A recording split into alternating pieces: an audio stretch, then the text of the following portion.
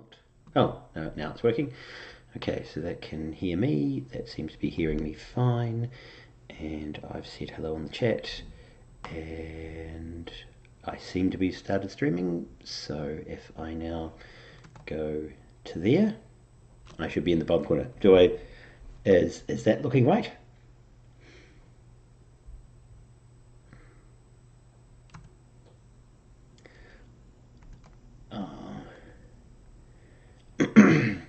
Am I? Oh, I'll close stream. So am I? Ah, yes, I can see. Yes, I can see you there, and you can see me, and everybody can see that. That's good. So I am just this little person in the bottom corner. Okay. Oh, I can't hear you now. That's interesting. Why can't I hear anybody who's trying to talk to me? Simon's butts. Too, so it's not so loud. Ah, okay. And that for the... Okay, so that's the better microphone. Okay, so that's better microphone for Discord, and I can now hear you in my ears. And I can then minimize that. I can show chat. Ah, yes, okay, so that's... Yes, so everybody lost audio when I did that. And I'll just check that... Yep, okay, so the road is doing it. Desktop mic is ready, and we're all good, and that is underway. Okay, so good evening, everybody. Last week I was saying that I wasn't feeling very well, and then Wednesday I was massive sinus pain all day. It was horrible. Thursday I was better again. Friday, terrible sinus pain all day. So yeah, I probably pushed it a little bit too hard to do the talk on Tuesday last week. I'm feeling better, so hopefully this will go well. So what we're doing today is I'm talking, because it was the next on the list of what you guys had voted for, was to talk about design patterns from the programming perspective. Now, some of you will have gone through some of these patterns. We'll be talking about them from a game programming perspective rather than just a programming perspective, so it might be a little bit different. But we should, yeah, so hopefully we can go reasonably quickly, and then the second half will be me going through your groups and catching up with you and seeing how things are going, and seeing how, like, trying to solve some coding problems or those sorts of things. Okay, so that's how we'll go. So as I said a couple of weeks ago when we talked about design patterns and design patterns, game design, this is design patterns from a software engineering perspective and a programming perspective. So in software engineering, we talk about design patterns as those reusable solutions. Now, hopefully, and I'm assuming many of you have heard of things like the singleton pattern, and so you've had some introduction to this idea of software design patterns. Now, when you're programming, it's not just that the pattern helps you solve a problem, right? Because someone else has solved the same problem, so you use the way they've solved the problem. It's also that when you are communicating to other programmers, they can more easily understand what you've done because you've followed the pattern. So they can go, oh, that's a listener pattern. I now know what everything is doing, right? So it's much faster for them to understand what's going on in your code. So it's not just about you programming things faster, it's about you communicating with other people and using set ways of communicating so that people can work out what's going on. So these are types of design patterns, and today we're talking about the top one, programming patterns. There are usability patterns and game patterns, which is sort of game design one. So we've already done game design stuff. Hopefully you may have seen a whole bunch of usability. You can vote up usability patterns if you want to get a usability patterns lecture, but today we're talking programming patterns.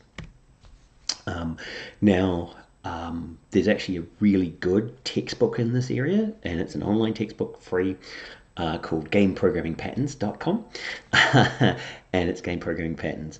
It is excellent site, lots of patterns, really well described. So we'll be going through some of what we're going through is stuff that's on their site, and they have really good examples. And so I've got all the links here. Now, one of the other things I did, just so you can also get this in a different format, is that I went into ChatGPT's Canvas mode, the new GPT 4.0, which has the new canvas, and got it to convert this lecture into an actual go here. And you can see here, if I reload, that was me discussing the speed of light in Lorentz equations. But if Heads up, we can only see a quarter of your screen. Oh, you can only see a quarter of my screen. What's going on? Let's go to OBS. And, okay, yes, you can only see a quarter of my screen. That's because my screen, for some reason, decided to... that's because I normally use my Wacom tablet. And so this has a different screen ratio. There we go. It looks like I don't have the full width either. Okay, well, you'll just get a wee bit of a black bar above me. That's okay. We can cope with that. Okay, so sorry about that. If I go back to here, can you see it better now? Is that better? Yeah, and now I can see the entire thing. Yeah. Okay, great.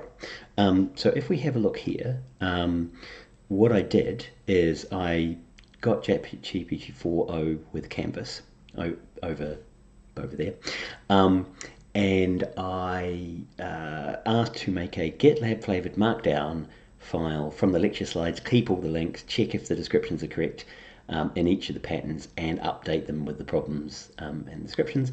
And so it then produced this Markdown file for me, which was of these slides done in Markdown. And then I put that into the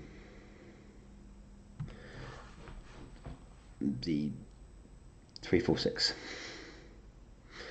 the 3603, and you can see under lectures there's a new design patterns, which I should call programming design patterns, and so it created this Markdown file, so you guys can go and see the descriptions that are on the content of the slides there, and pull down and go straight to those links from there as well, right? So it's taking this format and producing it in a slightly different and interesting way.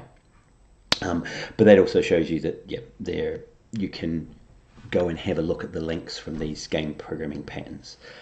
So if we have a look at some of the patterns that when you ask, what are some good, interesting game programming patterns, we're going to talk about the command patterns, the flyweight pattern, the singleton pattern, a prototype, factories, spatial index, and composites, because these are quite common ways of solving a problem. Now, do people? I'm assuming people have heard of some of these. At least the singleton should be very common, and you might have seen something like the command pattern. But we'll go through. Speak up if I'm covering ground you all know and therefore don't need me to talk about. Okay, so the command pattern. If we have a look at this as a game programming pattern, so if we can click on that link, but you've got the link in the GitLab. The problem: how to remap a function call from an input. So when I press the A key, how do I interact with it? Now you'll notice that in Godot there's an input mapper, and you go into the input mapper and you just say, hey, I want to input map this to this.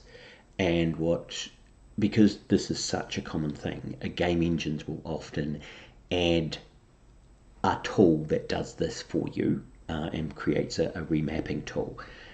In other ones you'll have these default, I'm going to change the inputs. If we think of that as in general, right, how do you remap a function call from an input? The naive solution is use a big switch statement and some sort of map array, right, where you go and create an array of saying, oh, this goes to this, and this goes to this, and this goes to this, and this goes to this. So you manually set that up. The command pattern is the idea is that you turn functions into objects, and then you call the function on the object. And so if I want to change which function I'm calling, I just change the object I'm pointing to. Right, so I create an object pointer and I change the object I'm pointing to and just call the exec function on it or the activate function on it, and that will update, right? So it replaces you replace callbacks with objects. So instead of having a pointer to a function returned, you actually have a full object that has code associated with it.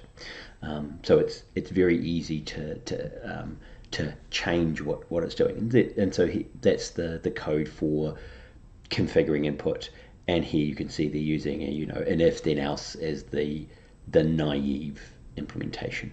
And actually, if I make that a bit bigger, you can see that code a wee bit easier. So the idea is that that's the command pattern, and it's the idea that you are using OO features. Now the flyweight is also a very common pattern, and you'll see this in Unity, Godot, and Unreal. And the problem is that when you've got a game with lots of objects in it, you're going to have lots of objects taking up memory. So the naive solution is to buy more memory, right? Just make your user buy more RAM. Unfortunately, lots of games take that option, and it's not great because your old hardware stops working so well. But the flyweight pattern here is the idea. Actually, I'm just going to, because of where my camera is and I noticed that I'll put myself in the top corner because I'm up there, so that way I can look down at my content appropriately. And I'll go back to here.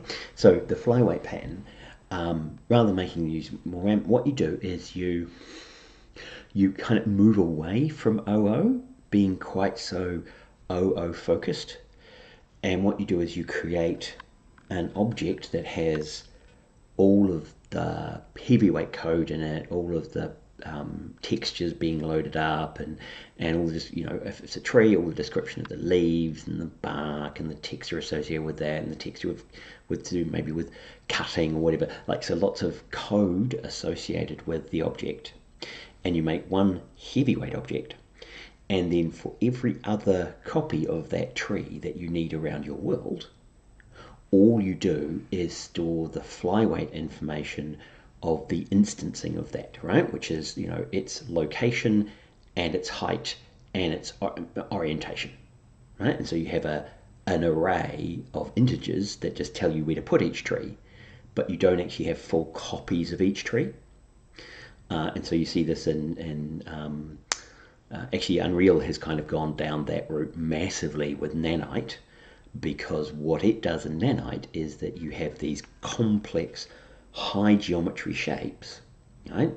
And then you can place those shapes. So if you're making a brick wall, instead of having a big texture, it's a brick wall, you now have geometry of bricks, and you just have the location where each brick is and its scale and orientation. So it just becomes basically an array of brick locations, and it is easier to work out what the pixel should be from taking the detailed object and knowing that it's in a whole bunch of locations and doing the matrix multiplications than it is to copy memory around, right? Because processing and multi-threading means that you've got a huge amount of processing power, but it takes a long time to move stuff, right? So the flyweight pattern is a way of moving away from OO into almost like function processed over data. And so here, when we're looking at a swarm of enemies, or we're looking at something that is repeated with a small variation, so like for each enemy might have its own health and its own location, but it doesn't need to be a full copy. And so this is the example we use with trees, is that instead of having a mesh and some mesh about it and the texture of the bark and the texture of the leaves and the parameters of its position, what you do is you have the single model, and each of the trees is merely that lightweight array. And some of you, one way of thinking about OO programming is that you have an array of objects, right? An array of objects is quite large in memory and slow to process. What this does is it basically has one object and then just has an array of ints, which might be the X location in an array, and then the Y location in an array, and the size in an array, and you just load those in and process those integers, and that's much smaller than having to load in each object with its full capacity. Okay, so another pattern is the singleton pattern. The singleton pattern gets some hate and some love, right? Some people really love the singleton pattern. They think about singletons all the time.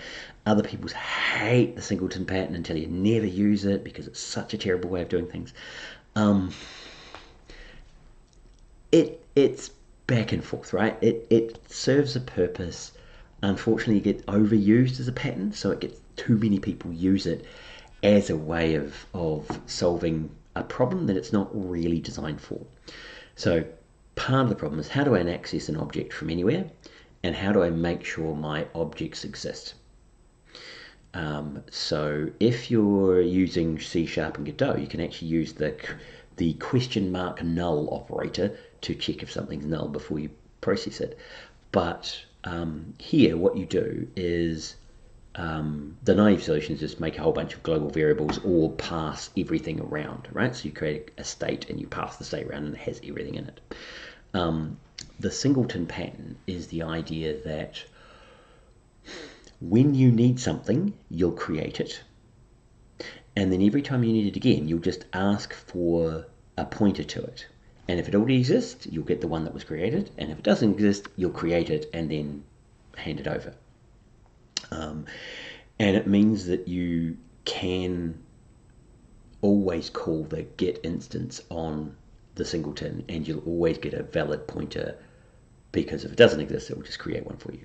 And to do this, it's relatively simple with OO stuff, is you create a private constructor, so you can't call new on the object, and then you have a static, which is called like get instance, and inside that, because it's a static, you can call it without the object existing, and within that it goes and calls the constructor, and because it's a function within the object, it can call the protected constructor.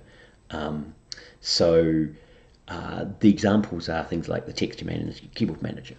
Now, one of the reasons people hate it is because for many situations, you don't actually want to dynamically on the fly create the keyboard manager. It's kind of, no, that's just stupid, right? Because if I know I'm going to have keyboard input, why don't I just start it at init time? I know it's going to be there. It's not like maybe I need a keyboard. Maybe I don't need a keyboard to play the game. It's kind of, no, all your keys are on the keyboard. You need the keyboard.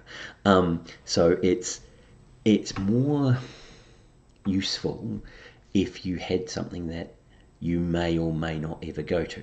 So maybe you have it with your levels, or you have a bonus level, and you have a singleton of it, and so when you need it, you'll go and construct it.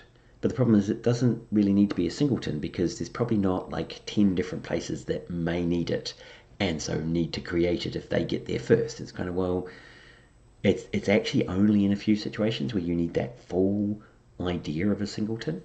So often people kind of create these kind of neutered singletons where you don't have you don't have a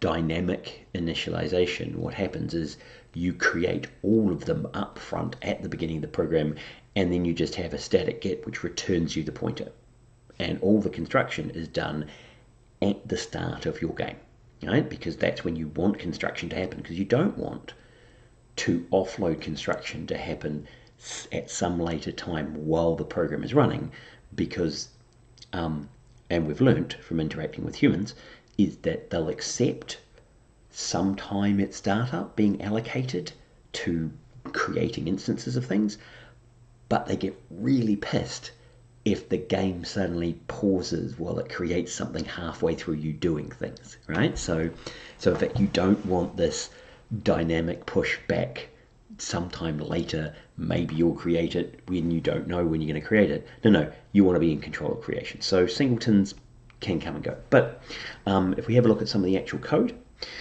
this is where you'd have your standard class with your protected singleton, where you have this static instance and a protected singleton, and you have this private pointer to an instance of the of this class, and then in the rest of the class you have you're creating, when you go instance or get instance, doesn't matter what you call it, if the instance doesn't exist, then you can call new singleton, and then you can return the pointer to the instance. And if it's not null, then it will just go immediately here and return you that pointer there. Right? So very simple OO concept. For the checklist, you can do, you define a static, a private static attribute called the single instance, define the public static, doing the lazy initialization, define all constructors to be protected or private, and then clients may only use the accessor function to manipulate singleton, so they don't change the pointer internally, right? So that this internal pointer, they're not allowed to assign or change it, right? So you have to make that private, and you have to protect that. So that's the singleton. Prototype pattern. The problem that you're trying to solve is mirroring lots of classes with spawners and managers. So you've got an enemy class, you want to create lots of enemies that have very similar properties. And so the brute force way is you spawn them, and then you have a setter that goes through and sets the values of them again and again and again and again, and you have a for loop that goes through and sets them. It's super annoying. And so the prototype pattern is that in OO stuff you can have you can set up a cloner. So when I create the instance of a class, and so you create the instance of a class, you set its variables, and then you call clone on the class, and it makes it creates and imports all the variables at once. And so the idea is you set up your prototype of an enemy, which is an instance of the class, and then you just clone that one when you want that enemy type. So it means rather than using straight inheritance where you're saying, okay, I'm going to have an enemy class, and I'm going to have, angry boy version of the enemy, right? And you're going to create a class, and you're going to inherit that, and that class is going to have some variables set on it. And it's kind of, well, does it really need to be its own class if it doesn't have unique code associated with it? Does it really need to be a full class? And this is where you use the prototype pattern, and you say, well, actually, no, I can create that as an instance of the enemy class, and then when I want one, I will just clone it.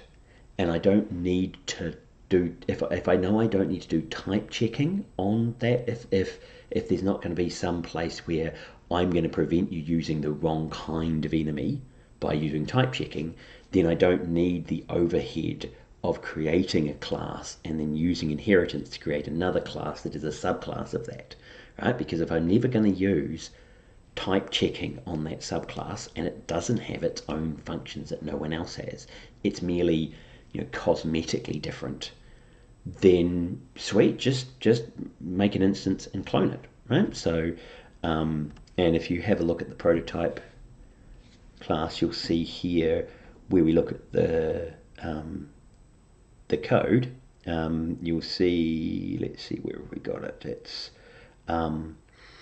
here. So you create this clone, and within here, that's when you clone it, you create a new one, giving the initiator the health and speed of the existing monster, and so you return the new version, and so it spits out a new clone, right? So you have the spawner with a clone, and you can generate more monsters, and so the idea is you set them up, and you get these templates for setting it up, and so it goes through and takes you through each of the block of code that you can use to follow that pattern of saying, okay, well, I'm not doing a full, and yeah, I know it's a long thing, but the idea here is, you can imagine if you've got a weapon, you're going to have certain functions associated with it, and you set up a prototype, and then you can spawn similar types of weapons, right? But that also goes through when you shouldn't use prototypes because they don't necessarily fit, right? So we can deep dive into that, but the idea is that sometimes you don't want heavyweight overhead of inheritance. You just want this prototype with copying the content. Okay, factory patterns. This gets into memory management, and one of the things we do in games is that you may have been told about optimization and thinking about big O notation or doing, calculating how much an algorithm uses. In games, most of our algorithms aren't the problem. Most of it is memory management and I/O management, and moving I/O management to when the player will accept that, right? So you've got to clean out the tight game loop and push things like I/O management to some other part, like loading the level or loading the game, or while the player is typing in their name, or whatever it is that they're doing that's slow and they don't need the runtime, the speed of the inner loop. That's when you do I/O stuff, right? So you want to be in charge of memory. You don't want the computer to be in charge of memory. Okay? So the idea here is the problem is memory management and system requests, and the naive solution is use new and delete to create objects and delete objects. We don't do that in game engines, and we don't do it in the games we make. What you do is you create a factory, and all memory management, all new and delete are shifted away from the programmer space into the factory. And so you don't create and destroy objects. You say, hey, I want a new enemy, and then I will remove enemy. All right, so you get and remove, and how the memory for that is managed is entirely up to the engine, or in this case, the factory that you create. It creates a universal method for handling the creation and deletion of objects. And usually what it does is it says, if I know that the maximum number of enemies I'm going to have in my game is 100, then at game load time, I'll create 100 enemies. I'll put them in my factory. I'll just leave them there. And if you ask me for an enemy, I'll just set its location to the location you wanted it, and the name to the name you wanted it, and the text to the text, and then give you that one, right? And when you delete it, all it actually does is just put it back into the pool that I'm going to use. Right? So it manages resources. It tells the operating system the memory required over the lifetime of the program. So instead of memory going up and down, a factory will often pre-allocate a large amount of memory based on some information about what you're doing in the game, or you go into settings and you change one of the settings, and the game then might slow down as you come out of the settings menu. And that's partly because it might be allocating a bunch more memory because you've changed the settings and it has to change the memory allocation. But then it won't do a slow operation while you're trying to play the game. And it reuses memory, and it separates creation from initialization. So when you initialize, you set the values of things. That's not when you do I/O creation. So we can do this in various ways. So this is an example of an abstract factory where you have textures, meshes, and items, products that are going to be created. And with the abstract factory, you call this product create, and I would say, hey, I want to create a texture. And what that would do is it will return, and it will switch on ID, and it will create a texture and return a new texture, or here it will return a mesh and break, or it will return an item and break. So this is an abstract factory where I've implemented what the create does. And so I ask for this af.create texture. Now this here is creating new ones, but the reason why I turn it into a factory is because I can then say, hey, if you already have one, give them one that I've already created, right? So it separates me from new, and I use either create or get a texture. You can also do this with without abstract classes, and so you can have a factory class which you're creating. Each of these have create mesh, create an individual call. So instead of saying new texture, you have create texture as a single function call, and that would hides the new within it, but could hide much more complex things inside here, where you actually max texture value, or you have a pointer that is the next available texture in the array, and when someone asks for a texture, you give them that texture in the array and increment the texture pointer to the next available one. And if someone deletes one, you put it back, and you can kind of move the pointer around memory, so when someone asks for something, they get that one, and you reset to the next one. And so there's a whole bunch of free list and open list, and people have found ways of implementing that incredibly quickly, so that you're not having to do I/O, you're just having to set values. Okay, I'll just check how we're doing for time. Oh, good, we're still doing all right. So, the composite pattern, again, another programming pattern where we're iterating and managing related objects. So a naive solution for many objects that you display on screen is to separate the arrays for each type.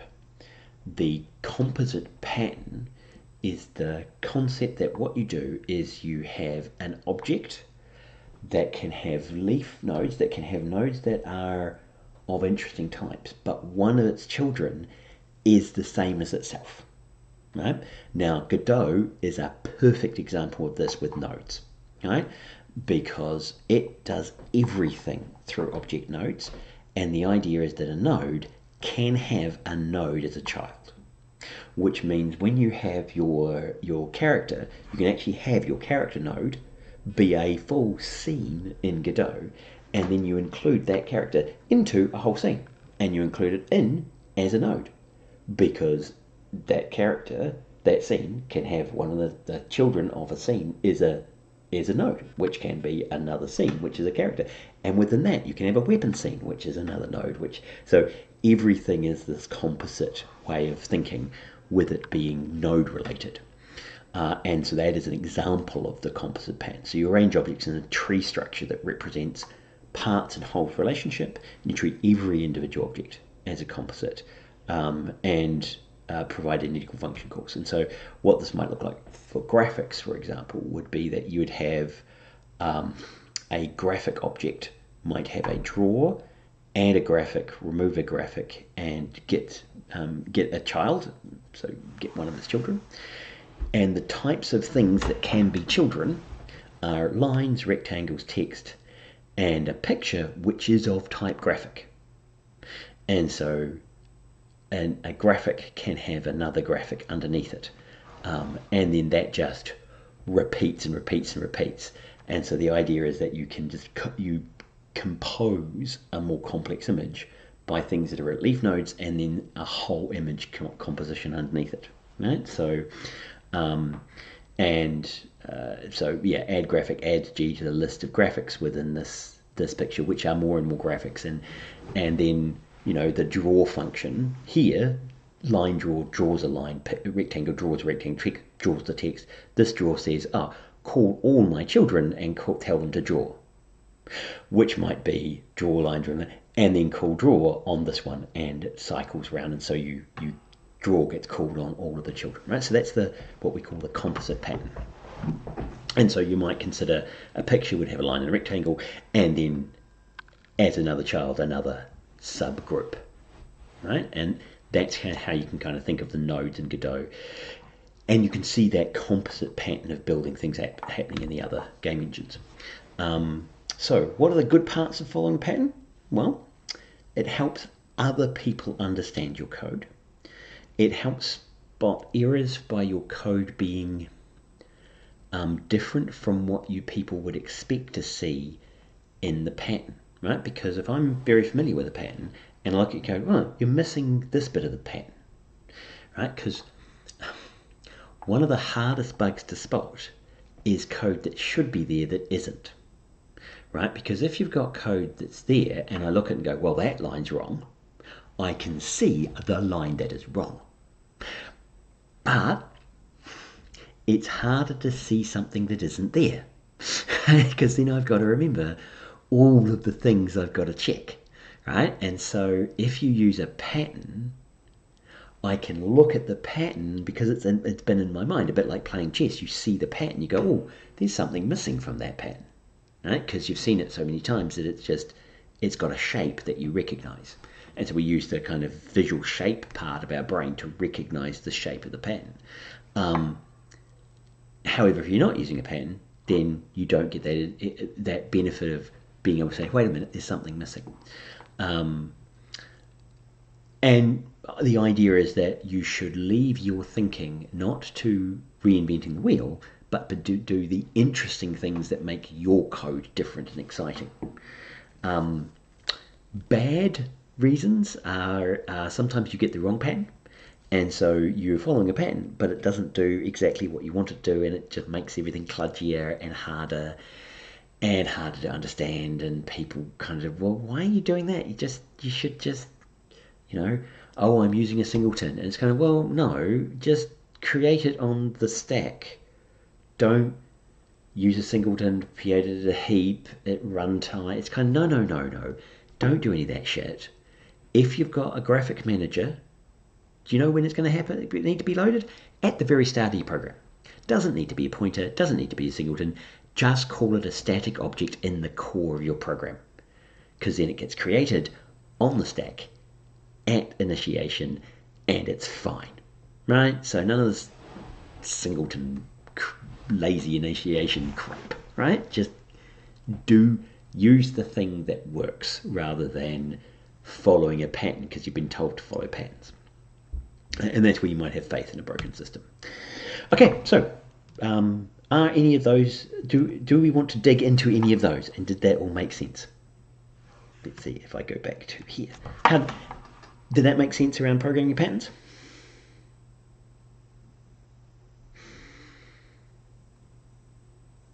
Hopefully that did. There are thumbs up there. Okay, so the idea now is I'm going to go through that. If you want to go and have a look at the game programming, we can dig into any one particular one that you really like.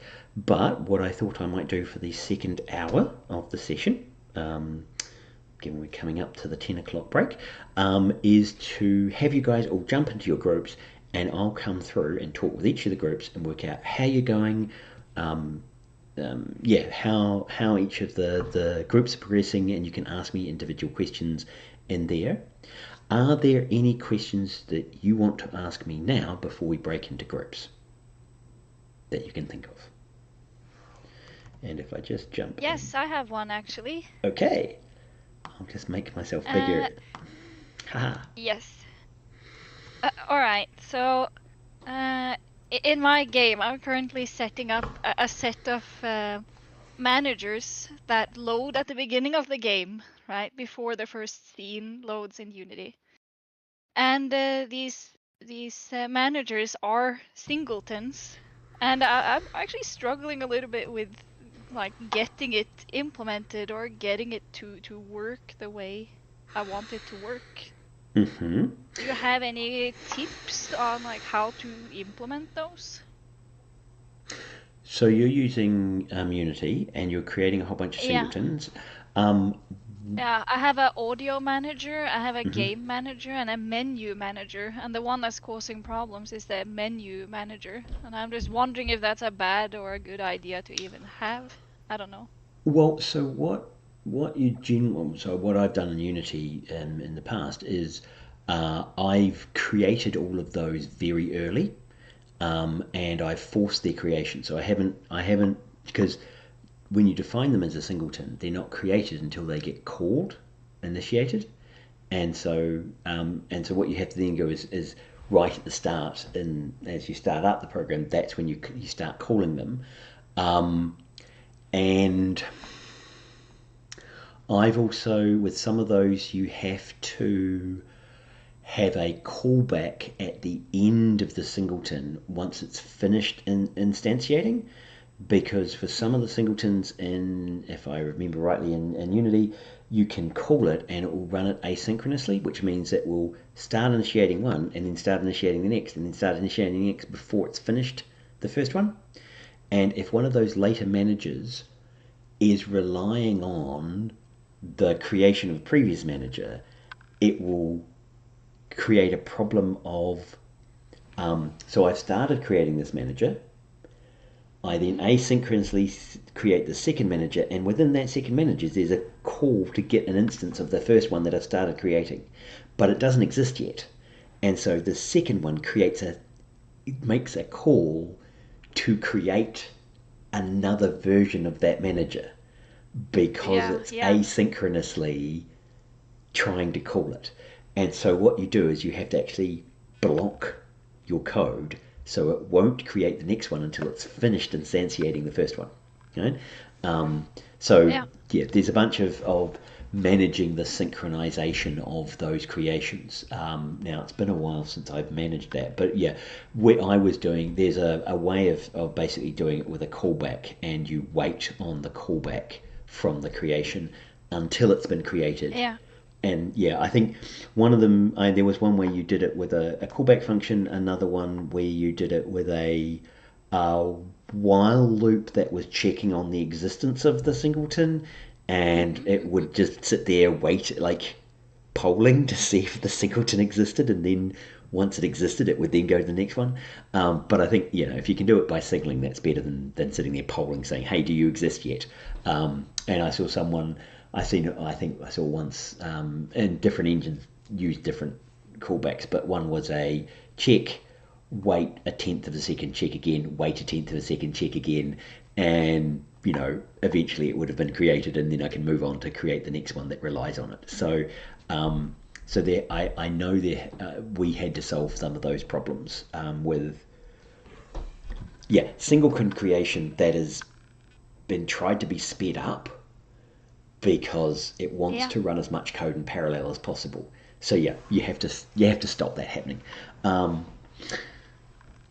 But is it a good idea to have those things, or should I just skip it? Like it's just the menu manager that's causing an issue in my specific case. Is it a good idea to have these kinds of things, or would you recommend something else? Well, for a menu manager, it is quite useful, because there's probably quite a few things that will want to talk to the menu, right? Or at least the HUD, right? It's the HUD, right? It's that idea of, I want, like, somewhere deep in your program, you want to talk to the hub. So you want to be able to get an instance of that. You don't have to actually kind of, to some extent, actually make them singletons. You can, as I was saying, what you do is, instead of actually having the whole only instantiate it when I first create it, or when I first request it, you actually just create those as pointers at the beginning on the stack, and then you have a get which goes and gets that static pointer, right? So you just make it static at the beginning of the program, and so it's not properly a singleton, but everywhere else has a get that goes and gets that point. So you don't treat it like a global. You don't go, hey, everybody knows this static, so everybody can get it. You still have a, game manager get instance of it. So you still have, you create those, the same way of accessing the singleton, so it looks familiar to people. It's just that the initialization isn't being done in that lazy way on first call. It's being done statically once at the beginning of the program. So you can still have all of the code look normal inside, but just manage the initiation differently. Right. All right, I gotta think about that. Thank you. Cool. Any other pattern questions? If you're using Godot, understanding nodes and understanding how everything is a node, and certainly if you're using Godot, understanding the importance of signaling between nodes is actually really important, because that listener and signaling pattern becomes really important, because everything's a node. Rather than tying everything tightly together, what you do is you have things listening and signaling. Because if I use listening and signaling, it means that if I don't have my parent, right? So for example, if you are a character and you're in a level, right, but you want to test your character to see if the swing works, right? And you want to run your character scene in Godot, you can run your character scene. But if the character does a whole, oh, I need to talk to my parent to tell it that the level that I'm on, or that I'm swinging, or telling it my health, or whatever information that is supposed to be in the level, and it says, hey, parent, do this, and you're playing it at the root, it goes, boom, can't play, sorry, I'm talking to parent, and parent doesn't exist, so crash. Whereas if you're signaling, and you just like signal health change, if no one's listening, doesn't matter. You just signal it, no one's listening, that's fine. If the level's listening, then the level can get that health change and change stuff. If you're running, getting a, what's it like to get hit by something.